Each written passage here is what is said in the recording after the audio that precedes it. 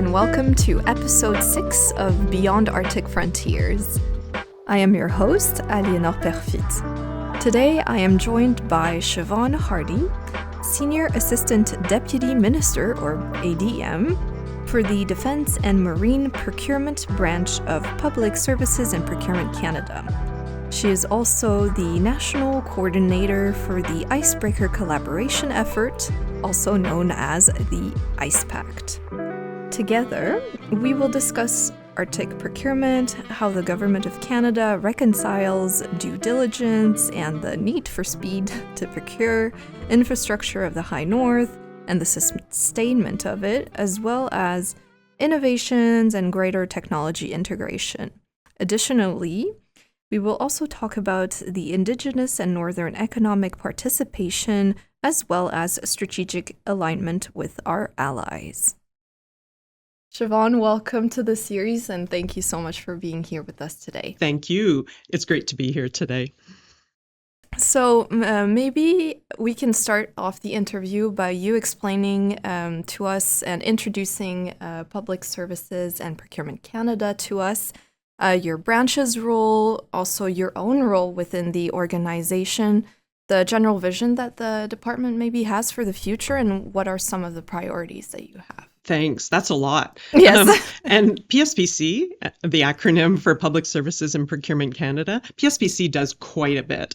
So we are supporting federal departments and agencies in their daily operations as their central purchasing agent, real property manager, treasurer, accountant, pay and pension administrator, integrity advisor, common service provider, and linguistic authority.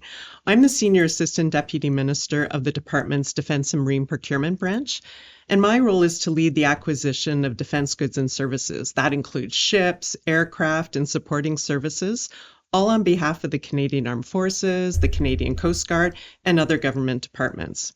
My branch works with government and industry partners to ensure that the Canadian Armed Forces, the CAF, and CCG, the Coast Guard, have the equipment they need to carry out their important work while leveraging economic benefits for all Canadians. You asked about the department's priorities. Under this government, there's been a bit of a rebranding of the department, and we also carry a mandate to do government transformation, which is very important in this day and age, particularly with new tools like artificial intelligence. And so the department's mandate and priorities are really situated in being able to provide the best services within the government, but also when it's within our mandate to Canadians. Speaking of transformation and reforms, I noticed that there was recently a defense procurement review that was done. There's also a defense procurement agency that's going to be created. Also, there's a defense industrial strategy that's going to be published soon. Can you share with our listeners what this all means for Canada and especially the procurement world, if I can use that term? Absolutely. It's safe to say we're navigating a period of extensive change in the global landscape, and that factor is really driving many of those initiatives that you identified. Canada needs to recalibrate its defense procurement system to adapt to new threats and a changed geopolitical environment, especially the ongoing conflict in Ukraine, but as well as to an evolving relationship with the United States. And Prime Minister Carney and Secretary of State Fuhrer have really sent those strong signals within Canada and to our allies that, we are adapting to those changes along with our allies. As you know, the government has provided clear policy direction through the Defence Policy Update, Our North Strong and Free, a renewed vision for Canada's defence. And amongst other things, that policy calls for streamlined defence procurement processes to accelerate the acquisition of defence goods and services, and the development of sustained partnerships with industry, innovators, and researchers. Why? To build and maintain a defence industrial base that Canada needs in these uncertain times. Furthermore, the government's committed to achieving NATO's 2% of defense spend this year, and we've agreed, along with our allies at the recent Hague Summit, to increase these investments in the years to come. So the suite of defense procurement initiatives that have been unveiled by the government recently, whether they be policy guidance, streamlined processes, the reference to revised machinery changes in the context of an agency, or enhanced investments, these are all designed to better position Canada to face this new and rapidly evolving international security environment that we find ourselves in today. Makes it a little bit more clear as to how things are sort of organized. I wanted to maybe dive into a segment of procurement. So I know that this show is about the Arctic, obviously. So can you explain to us what are the most commonly used procurement pathways for Arctic's programs in general? So I know there's usually competitive bidding. That's the preferred option of government. I know there's like advanced contract awards that exist, national standing offers. There's also the national security exemptions and all that all these options. So can you explain to us a little bit more about that? Absolutely. So generally speaking, the choice of a procurement strategy is always going to be guided by our established policies and frameworks and the facts of a specific procurement. Sometimes it's a case-by-case process in deciding. So Canada has a lot of policy frameworks related to the Arctic. As you know, we have the Arctic Foreign Policy from December 2024, and Arctic sovereignty is a foundational theme in our current defense policy, our North Strong and Free. The Coast Guard has an Arctic strategy, and Crown Indigenous Relations Canada has the Arctic and Northern Policy Framework.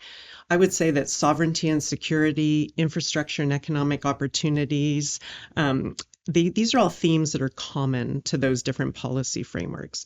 If we focus on defense and security, different procurement strategies have been pursued for capabilities that have an Arctic dimension. I'm going to state an obvious one. That's Canada's National Shipbuilding Strategy. So this is an example of a program that used a competitive, fair, open, and transparent process. But the outcome is interesting. It was used to establish long-term strategic relations with the construction of large vessels with 3 shipyards, right? So we have Seaspan's Vancouver shipyard in British Columbia, Chantier Davie in Lévis, Quebec, and Irving Shipbuilding in Halifax, Nova Scotia. Irving Shipbuilding is the prime contractor for the Arctic and offshore patrol vessel, which will provide the Royal Canadian Navy with increased presence in the Arctic at certain times of the year. More generally, like certain goods and services that are destined for Arctic ship projects, they can be procured through existing supply arrangements, standing offers, and these provide access to pre-qualified vendors, and they help streamline the procurement process. In certain cases, such as sensitive Arctic operations or security-related needs, such as the Canadian Patrol Submarine Project, national security exceptions can be applied, but these are, as the name suggests, the exception rather than the rule. Yeah. While not specifically based in the Arctic, I just want to highlight too the Arctic Over-the-Horizon Radar project. This is part of NORAD modernization. That's an interesting strategy. We're working with the Government of Australia through a technology partnership arrangement, and this will facilitate collaboration between industry partners in both countries. So a range of different procurement strategies. Again, it's really driven by the actual thing that we want to procure, a good or a service. Yeah, and you adapt to the situation, and it's all, in a way, in a case-by-case, special custom made for Canada. Absolutely, but always within that context of what our policy frames are, like what are the objectives we're trying to achieve, but also in our legal framework too. Yeah, no, that makes total sense to me. Well, I wanted to maybe pull a little bit more on this Arctic procurement to the Defense Policy Update and also the NORAD Modernization Roadmap. Can you maybe expand on that a little? Yeah, so as mentioned, I mean, these are all, important policy frameworks that are reference points for us when we do procurement. And, the Arctic really represents a nexus point for the current government. It combines several priorities: climate change, sovereignty, Indigenous and Northern communities and their well-being from many different dimensions, and also how we cooperate between the different governments, federal, provincial, territorial, and Indigenous. The Defense Policy Update and NORAD MAUD, as we sometimes call it, seeks to mitigate capability gaps for both the Coast Guard and D&D CAF. So PSPC's role in all of this is to see how these realities inform procurement. They are drivers, and be able to adapt for future procurement plans that concern Arctic operations. So we always, use these things as reference points and make sure that we have the right tools to be able to deliver on the needs of our client departments. Basically like a master organizer, pulling the threads together in a way that makes sense for our country. That's right. Yeah, that it all lines up, that how we're doing a procurement will line up with those broader policy objectives. Yeah. No, that makes a lot of sense. Speaking of different infrastructure and, sustainment in the Arctic, can you explain to us what long-term sustainment strategies are being mandated in contracts to ensure that Arctic capabilities remain operational in extreme conditions that happen in the north? That's a great question, and also just speaks again to those realities of the Arctic and how they have to drive our decisions, right? It's not a cookie cutter approach. This is a big country. How we do sustainment for either different capabilities or in different contexts has to factor into our decision. So let me give an example. The AOPS program is, I think, a good one. AOPS are designed for up to 4 months endurance, ensuring a persistent presence in remote regions in the north. Polar Class 5 hulls and Arctic-specific systems are driving that by ensuring durability in extreme ice and weather conditions. So we also need long-term in-service support to guarantee maintenance, refit, and training through the entire life cycle of the AOPS. And sustainment work is distributed across Canadian regions. That's to strengthen resilience and domestic capacity in the country. We also have integrated logistics support and new infrastructure across the country that will enable those sustained Arctic operations. So just to delve in a little deeper into that, the Arctic and Offshore Patrol Ship and Joint Support Ship in-service support, known as AEGIS, not the same as the Aegis on River-class destroyer, just to make that distinction, AEGIS contract. This was awarded to Thales Canada and Thales Australia in a joint venture in 2017. This contract uses performance-based approach to ensure that the AOPS vessels that are deployed in the Arctic are consistently mission ready. It takes an outcome focus, this contract, in terms of service delivery. So Aegis is designed to deliver results, not just services. And Thales is held accountable for ensuring that ships are operationally available when needed. They're maintained to high standard, even in the harsh Arctic conditions. They're supported, even when deployed in the Arctic, through remote connection or deployed support to Arctic ports. So it's a really important shift that the shift is from focus on inputs, say, what are the hours worked, to measurable outcomes like readiness and reliability. And that really speaks again to those conditions that exist in the Arctic and what we need to ensure in order to be able to have that readiness. The contractor's performance is directly linked to future option periods also being exercised and performance incentives, because this is a long-term contract, but of course we want to be able to evaluate along the way, is it still working for Canada? Yeah, and still functioning. Yeah. And if something breaks down in the middle of nowhere, that you're able to, absolutely kind of help out. That's right. Well, actually pulling on that thread a little bit more, this leads me into this next question I wanted to ask you. So is the government considering multi-year service contracts to ensure this consistent presence and readiness in remote regions, other than the AOPS that we were just talking about? Definitely we're considering and already implementing multi-year service contracts. So obviously we just talked about Aegis, and that's a really important one. But there generally, I think there's several. What we're looking for in terms of these long-term contracts is a long-term commitment. So really providing that long-term support and making sure that, as I mentioned, it's regionally distributed across the country, depending again on what the capability is that we're seeking to sustain. sustain, but ultimately wanting to ensure that we have readiness while also stimulating Canadian industry.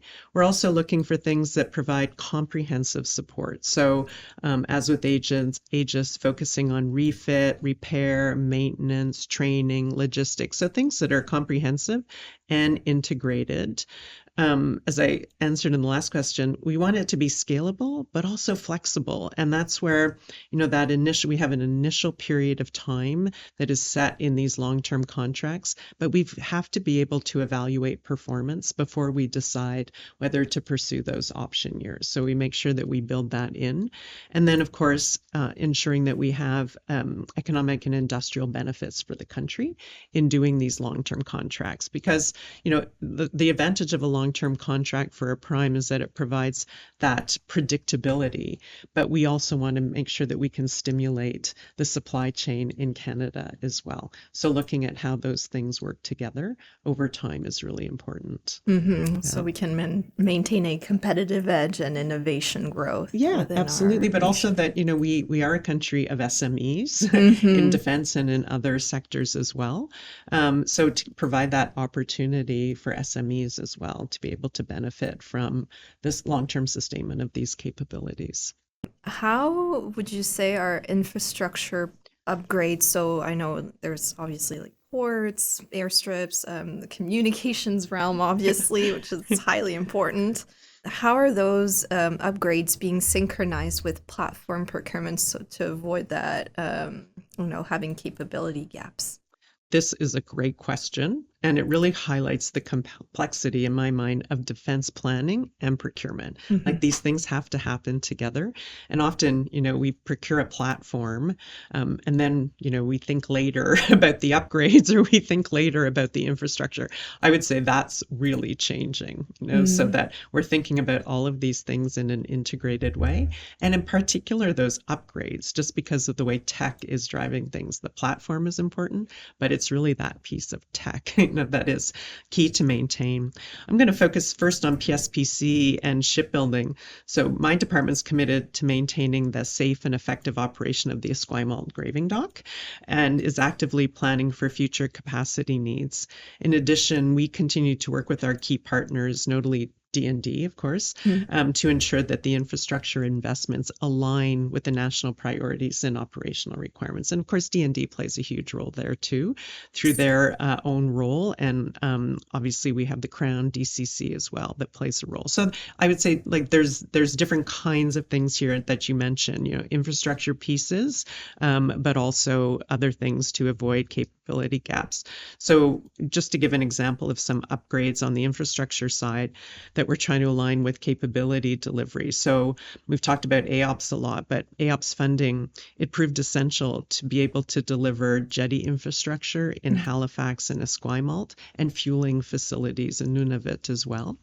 We have the River Class Destroyer infrastructure funding that's enabling further construction of jetties and training centers on both coasts and the development of multiple other enabling projects to be able to support the future fleet. And just to mention too, our 3 shipyards under the National Shipbuilding Strategy are actively enhancing their own infrastructure to support current but also future shipbuilding programs. To give a few examples, Irving is undergoing a major upgrade to support the Canadian Surface Combatant Program, the River Class Destroyer, and Seaspan has made significant infrastructure investments to their shipyard and dry dock facilities. And meanwhile, Chantier Davy is undergoing an historic modernization and expansion project.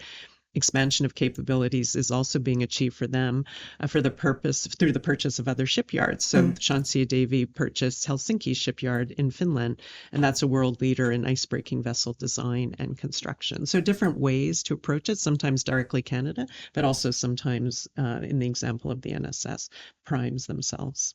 Wow, very impressive work, actually. Pulling on the maybe technology thread of things, this leads me into my next question. So how are emerging technologies like autonomous systems, hybrid electric propulsion, and Arctic adapted drones being evaluated in procurement processes? This is such a topical question and an important question. Gets back to what we've been talking a little bit about, just these emerging technologies and how essential they are to maintaining advantage in the defense and security space. I would say the procurement of emerging technologies is really part of a broader ecosystem in the defense and security space. And it begins with programs like Innovation for Defense Excellence and Security, IDEAS, which is run out of DND, out of DRDC.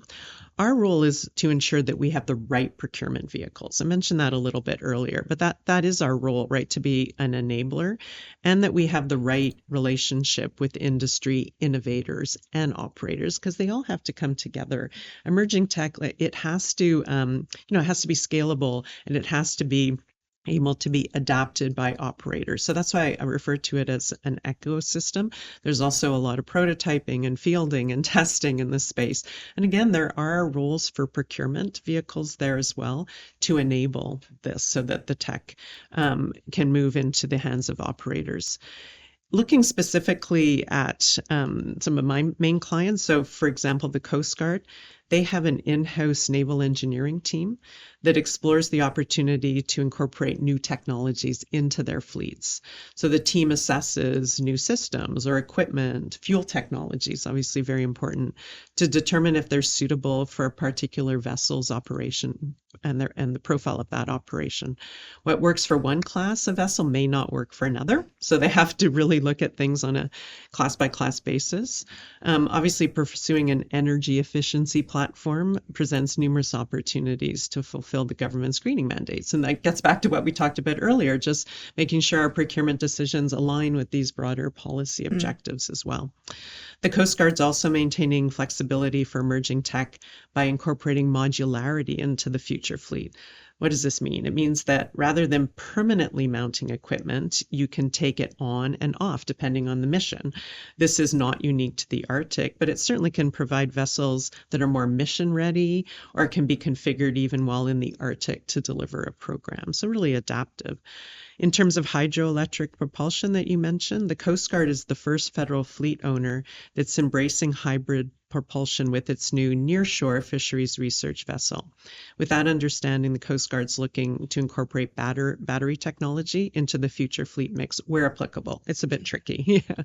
Well, yeah, especially since I imagine that those ships are to be, I want to say running around, but maybe and so far away from ports, and away for long periods of time. So it's different. It's difficult. And you need to have that autonomy in order to be able to go from A to B and then C maybe. So always those logistical but questions. This is the exciting, it's an exciting space because it's emerging tech, and so the innovations here are really important. And just to highlight too, as I'm the national coordinator for the Ice Pact initiative, and we have 4 streams of work, and one is research and development, which I think speaks to the importance of being able to use research to drive capability needs. So that's DRDC does a lot of work in this area, National Research Council as well. And then when we look to our partner countries, both Finland and the US, same. And I would say Finland, huge leader in this space, obviously,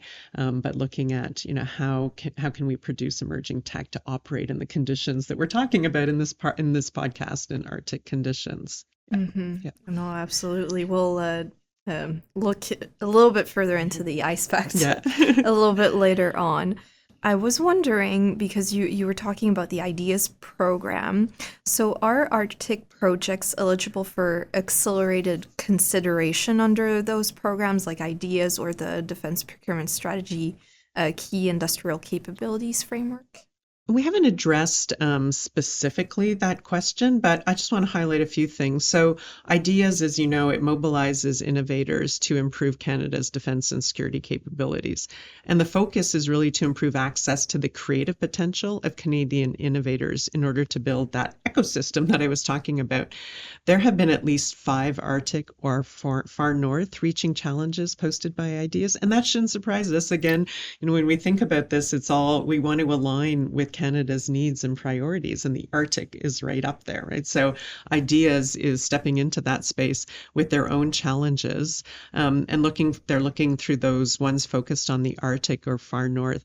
They're looking for solutions to a variety of technological requirements like communications, amphibious vehicles, for example. So things that will help us in the Arctic. When you turn to the industrial and technological benefits policy, it's applied obviously to defense contracts over a certain threshold.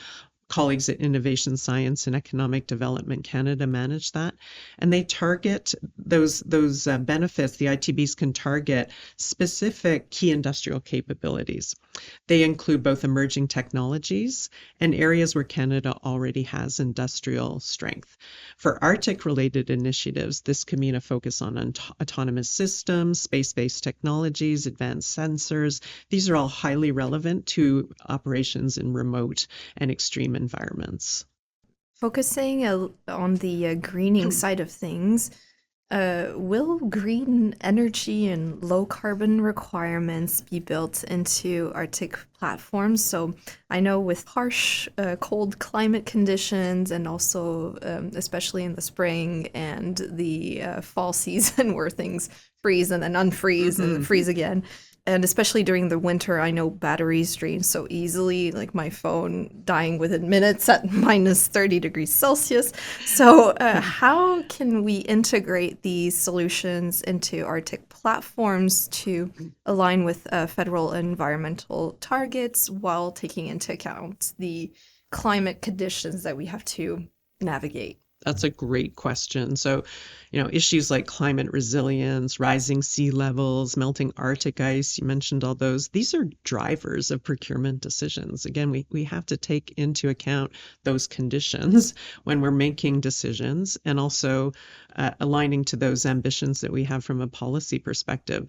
So, focusing on vessels, Canada has to design vessels that can operate year-round in shifting ice conditions and support Indigenous communities in isolated regions. So multiple objectives. As you know, the Arctic is protected by the International Convention for the Prevention of Pollution from Ships, MARPOL, and these have some of the most, I would say, restrictive environmental regulations in the world.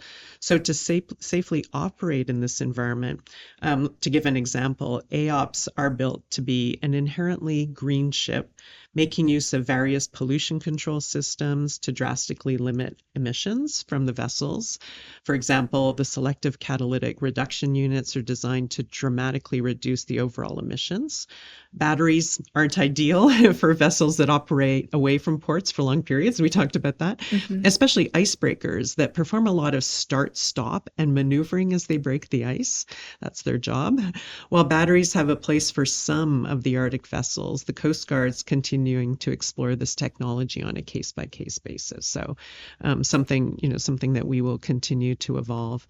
We're also looking at designing vessels that consume less energy in their operations by reducing drag on the hull, for instance. One of the 2 new polar icebreakers that are being built for Canada, we're having one built at VSY in Vancouver, one at Chantier Davy in Quebec. The second one will have its hull built by a Helsinki shipyard that Davy acquired. I mentioned that earlier.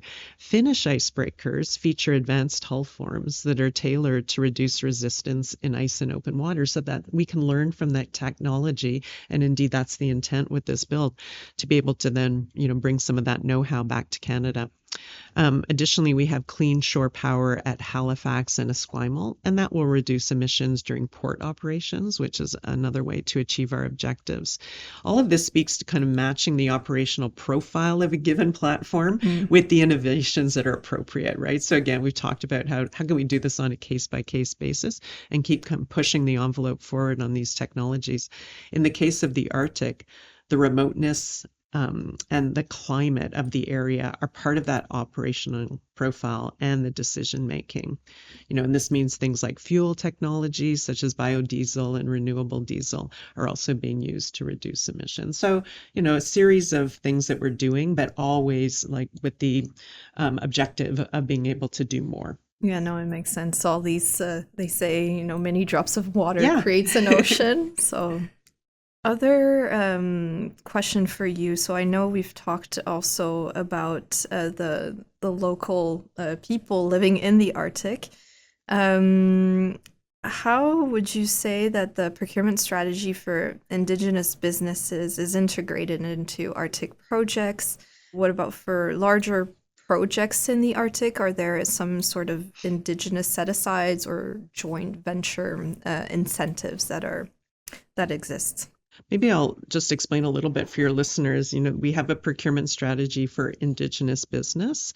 It's a Canada-wide policy designed to increase Indigenous participation in federal contracting, and its goal is to support Indigenous economic development by helping to grow and improve the socioeconomic conditions of Indigenous communities through federal procurement opportunities.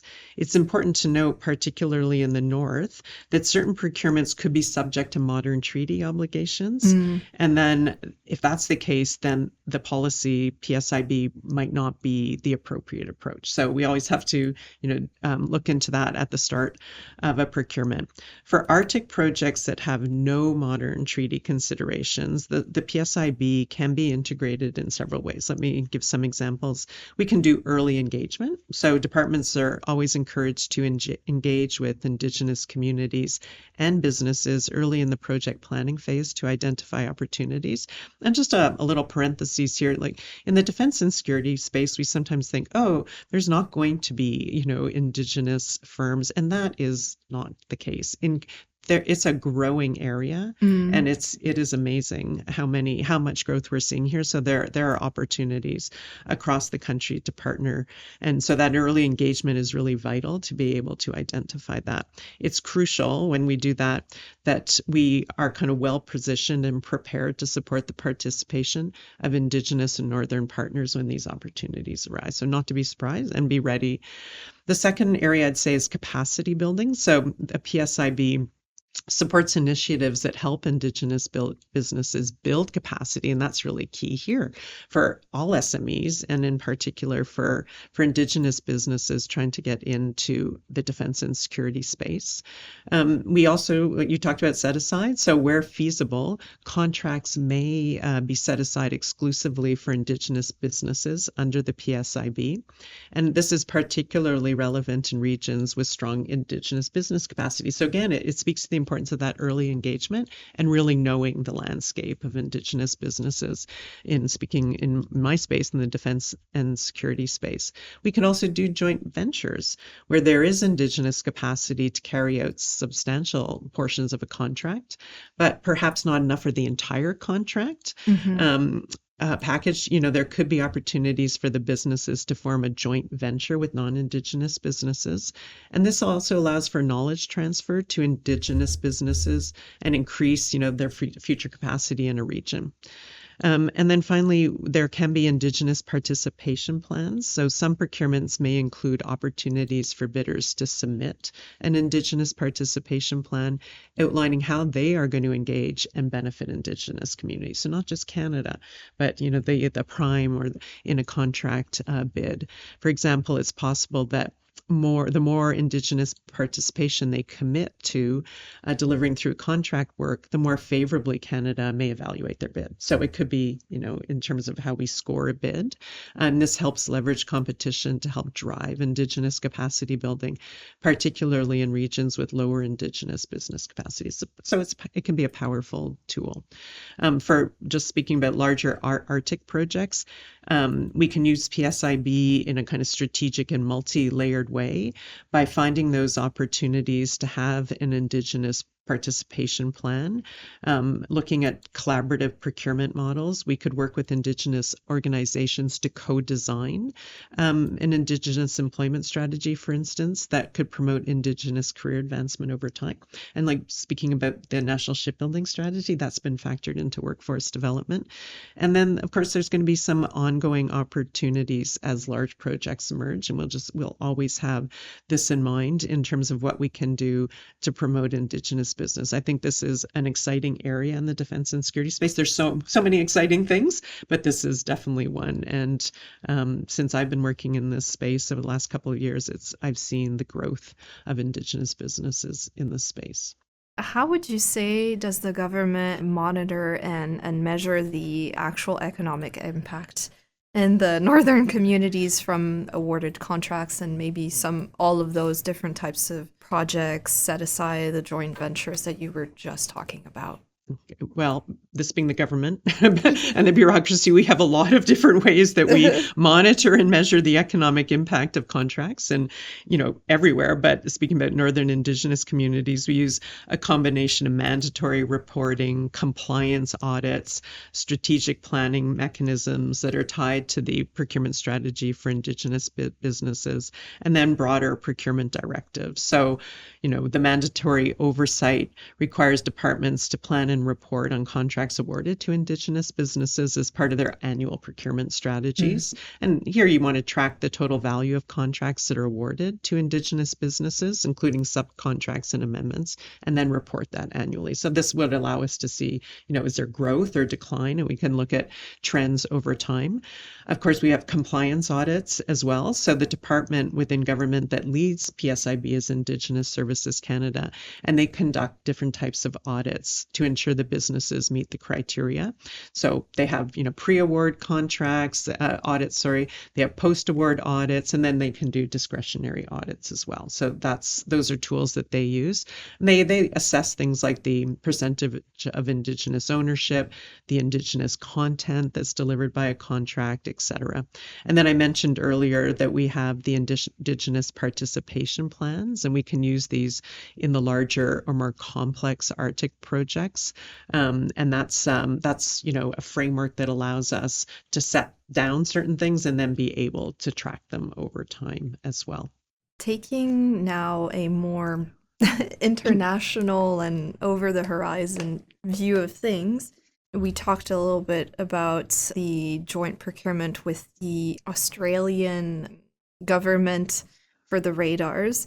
How would you say that Canada is leveraging strategically joint procurement opportunities with our Arctic allies? So I know Australia is technically not Arctic, but we do have US, Norway, Denmark, Greenland, just to name a few, obviously. So how do we leverage those to improve cost efficiency and interoperability? Are we using international organizations or bilateral arrangements? So international organizations such as NATO, NORAD is a great example for these things. This is such an important area of development and an exciting one too. So all allies are looking at joint procurement right now, and it's driven by geopolitical considerations, the need to ramp up quickly, the need to find efficiencies, the need to reduce costs. Doing kind of bulk buys together is a better way to proceed than having a competitive approach of going after the same supplier and then just that's the Hunger Games. So very strong movement towards doing joint procurement. And focusing specifically on the Arctic, Canada and other Arctic nations recognize the importance of collective economic, climate, and national security. So there are a lot of good opportunities to partner. We mentioned the icebreaker, the Ice Pact earlier, and that answers your question in terms of just how do you bring three Arctic nations together to be able to do things with shared objective in mind. So that's one, I think, very innovative and exciting mechanism that could lead to a joint procurement, but it's more than just a joint procurement. There's a lot of information sharing. But more broadly, Canada has been actively deepening our relations with European allies. Prime Minister Carney in June was assigned to a new security and defense partnership with the European Union, and this was followed in August of this year by the announcement of a strategic partnership between Canada and Finland on foreign and security policy, as well as a similar one with Poland. We're also doing work with Sweden, so Poland's not necessarily in that group, but I think this just speaks to a lot of movement in this space. some bilateral initiatives, but they're all within that broader frame of either the EU or NATO, right? So you mentioned NATO. NATO has over the last couple of years definitely been driving joint procurements as well, and promoting them as a means for the allies to work collaboratively to be able to ramp up. So NATO is, I would say, providing some of that policy frame and drive. And then the NATO Support and Procurement Agency is also an institution that can assist in terms of the delivery. Now, it's work that they've been doing for quite some time. And so, there's opportunities for Canada there as well. And we're certainly partnering with them and other allies to look at what's possible. So very active space that can, and the joint procurements can happen bilaterally. They can happen, mini-laterally with a small group of countries, such as the Nordics that you mentioned, and then they can happen, within a broader NATO frame as well. So I think that the key is to just make sure, again, speaking from a PSPC procurement perspective, the key is to make sure for me that we have the procurement instruments ready to go. Mm-hmm. And so we have made some changes to the government contracts regulations to enable government to government procurements, because a lot of these are going to be within a government to government frame. Obviously, industry's involved as well, but it's going to be states cooperating together, and we'll have to work out the details about how the procurements kind of work when it's flowed down to the industry level. Just just something else to mention, like Norway's selection of the Type 26 frigate for its fleet, the same design that's been used for Canada's River class destroyer and for the United Kingdom. This really creates alignment for Arctic allies as well. And you talked about interoperability. So the use of the Type 26 design across multiple navies could enhance interoperability, cross-training, and opportunities for joint operations in northern waters, and that will help strengthen collective Arctic defense as well. So the interoperability question is key, right? And that's another big driver for doing joint work with our allies in the space. So going forward, Canada will be leveraging existing institutions and instruments to partner with Nordic allies, and as required, we'll develop new ones, right? So IcePac's a good example, again, of an innovation that filled a need. Talking about the Ice Pact, I wanted to, so it was announced in 2024 between Canada, US, and Finland, and I understand that you're the national coordinator for this. Yes. So what does your role entail, and can you tell us why this Ice Pact is so important for all three allies, and what does it signify for our government, but also the shipping industry in Canada, and where are we heading with that? Thanks. So the Ice Pact memorandum of understanding between the three countries was signed in November 2024 in Washington. And I can't believe that it's not even a year, because we have done quite a lot of work in a year. So it just, I think, speaks to the determination of the three countries to be able to move this forward. Just broadly speaking, the purpose of the Ice Pact is to strengthen Arctic sovereignty, collective security against growing global competition. So the three allies would like to create be the provider of choice of icebreakers for the world. That's one goal. It creates economic opportunities through shipbuilding, supply chain development, high-skilled jobs. I think too, it signals Canada's leadership role in shaping Arctic security and industrial collaboration, and demonstrates our commitment to innovation, sovereignty, and domestic industrial renewal. So my role as national coordinator, I share that role, with I have a counterpart in the US and a counterpart in Finland. It's about providing strategic direction and oversight to 4 working groups. So just very generally, we have a working group that's more focused on kind of technical requirements and how, you mentioned joint procurements earlier. Well, how could we do that across 3 countries? How could you align requirements? So looking at those needs and those requirements, we have a group that is working on the workforce dimensions of this. So how do we ensure we have a workforce that if we're expanding expanding the development of icebreakers. We're going to build more icebreakers. Do we have the workforces across the 3 countries to be able to do that? We have a group that is working on the international dimension, so outreach to other allies to see what the needs are. And then finally, we have a group, as I mentioned earlier, that's doing research and development. So pretty active across those 4 pillars of the ICE Pact.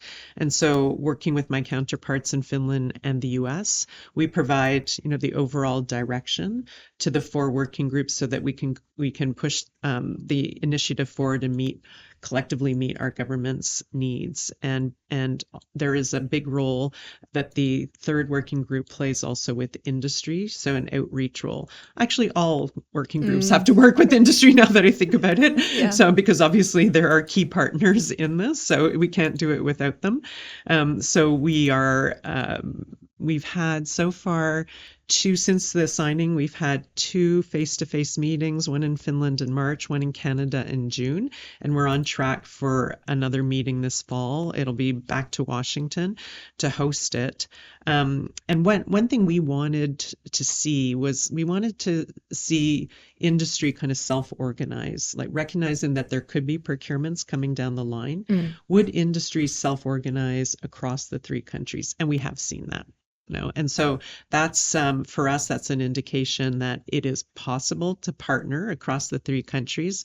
The role of government is to make sure that we have the right policy frames in place, that we aren't impeding collaboration, we're enabling collaboration. And so again, that's the job of the working groups, to work with industry to identify any obstructions, any barriers, and work together to remove them. That's not always easy because, we can have that intent, but in many cases, depending on the domestic situation, might be the role of Parliament here or Congress in the US to remove a barrier. So each country's got to kind of determine what is the art of the possible and work within their domestic structures to be able to address that. But the US administration has sent clear signals about their needs, and through the various executive orders from the President of the United States, also sent signals about the importance of this space and just the shipbuilding industry and the maritime sector more generally in the United States. So I think industry has seen that, and that's why we're seeing this self-organizing and, again, very exciting. And so we anticipate that there will be some opportunities in the near term in terms of procurements and looking forward to seeing how that rolls out and how Canadian companies can position themselves in those opportunities. And we're here to make sure we can enable that. Yeah, that's wonderful. Going back, I just had a couple of questions. So I know we've talked about, I guess, like on the water. So just maybe a little bit above the water, so to speak. Are there plans to procure Arctic surveillance systems that can integrate directly into allied C4 ISR networks? Is that the role of like NORAD things or? Well, just to give an example, you mentioned NORAD. So in terms of NORAD modernization, earlier this year, Canada announced a partnership with Australia that I mentioned earlier to develop the Arctic over-the-horizon radar capability. And this is going to provide the Canadian Armed Forces with advanced early warning radar coverage to strengthen awareness in Canada's northern approaches. And this is a key part of the NORAD modernization plan. It's, the radar system, long-range surveillance, and threat tracking capabilities are going to help detect and deter threats across a wide range of threats in Canada's northern air and maritime approaches. I could also mention the Defence Enhanced Surveillance from Space project. That'll strengthen the Canadian Armed Forces space-based surveillance capabilities, including of Canadian territory and maritime approaches. And that will be done by investing additional funds to complete and augment a new state-of-the-art space-based surveillance project. So yes, and there'll be more to come. Okay, very exciting. How are allied technology transferred being considered under the current procurement security and ITAR compliance frameworks? Thanks. So this is a an important and sometimes difficult area when doing procurement. But for Canada, the fundamentals of allied technology transfer remain largely unchanged, although obviously very carefully managed. So domestically, we rely on two key frameworks: the Controlled Goods Program, which is managed through PSPC, and this regulates sensitive defense-related goods and technologies in Canada, and the Contract Security Program. So they kind of go together, which manages industrial security clearances, foreign ownership reviews, classified contract procedures, and together they provide the foundation for Canada's participation in allied defense programs while safeguarding national security. When it comes to the U.S., the key framework is the International Traffic in Arms Regulations, or ITAR, and through the Controlled Goods Program, Canada benefits from a unique exemption under Section 126.5, and this allows the license-free transfer of many unclassified U.S. origin defense items and services to Canadian registered companies. But it's important to remember, though, that ITAR is a U.S. legal construct, right? It governs U.S. technologies and U.S. persons. So it only comes into play for Canadian collaborations with other allies, say with the U.K., if the U.S. controlled goods are involved. So that's why this distinction matters. Canada-U.S. transfers are shaped by ITAR and our domestic programs, whereas Canada's transfers with the rest of the world are governed by our own Export and Import Permits Act, and that's administered by Global Affairs Canada. It's complementing, but it's separate from our bilateral arrangements with the United States.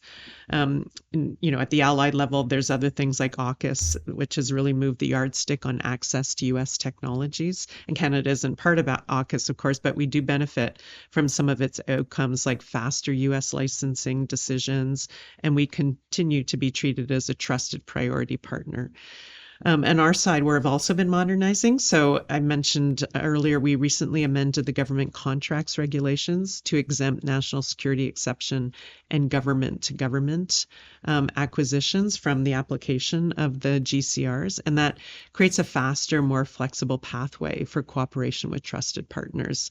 And looking ahead, the real opportunity lies in how we positioned ourselves. We've learned that success in international programs depends on having clearly defined roles, realistic outcomes, access to information, and alignment with our own industrial strengths. Again, like ICEPAC comes to mind here in terms of how we're moving forward with that. Allied technology transfers shouldn't just give us access, they should also help strengthen Canada's domestic industrial base and build resilience into our supply chains. Yeah, thank you. Yeah, that's makes it a lot clearer for me. Yeah, and it's all about striking that balance, between maintaining sovereign resilience and ensuring secure access to allied technologies.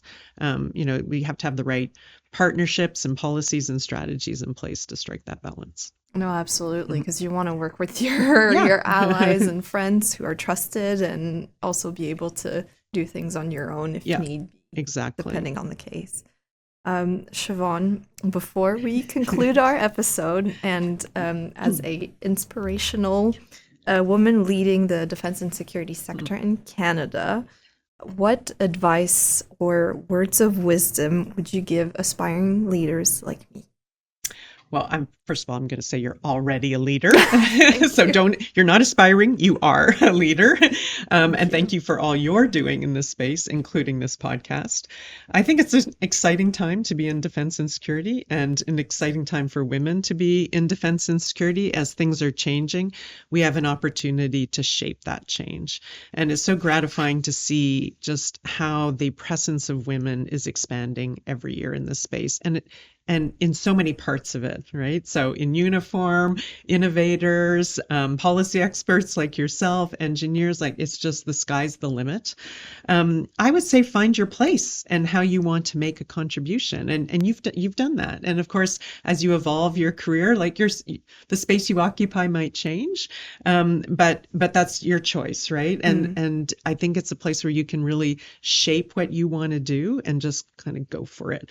But I would say also find partners who will support you. Increasingly, there are more and more women partners, but it's a very strong community, the defense and security community, and it's because it's a team sport, right? And so, to me, leadership really means finding out for yourself like what it is you want to do and figuring out how you can work with others, and those others will be there to support you because they want to be part of this team sport. So the important thing is to learn how to contribute and collaborate with others, and then I think the outcome is that much more rewarding for all of us.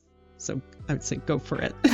Thank you so much, Siobhan, for being here with us today. Your words of inspiration for me and our listeners, and also sharing your insights into this very important topic. You're very welcome, and thank you so much for the opportunity to be here today with you. To our listeners, thank you again for joining us for this episode, and stay tuned for the next one.